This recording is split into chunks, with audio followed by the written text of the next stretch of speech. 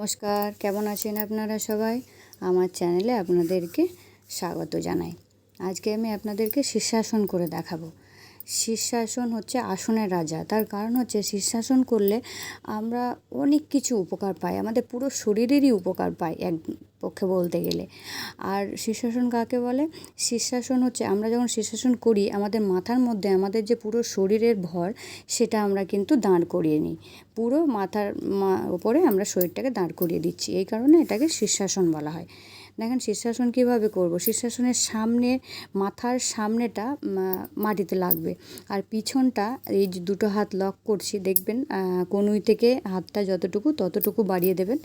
Lock করে হাতটাকে পিছনে মাথার দিয়ে সুন্দর করে দাঁড় করিয়ে সিঙ্গেল পা আগে তুলে নেবেন ব্যালেন্স করে, তারপরে আর একটা পা তুলে নেবেন। নেওয়ার পরে ধীরে ধীরে স্ট্রেট করবেন। এবার এটা করলে উপকার কী পাবেন? কানের প্রবলেম হবে না, চোখের প্রবলেম হবে না, মাথার কোনো প্রবলেম হবে না, অল্প বয়সে চুল পাকবে না, যাদের ভুলে যাওয়ার সমস্যা আছে তাদের জন্য খুবই ভালো।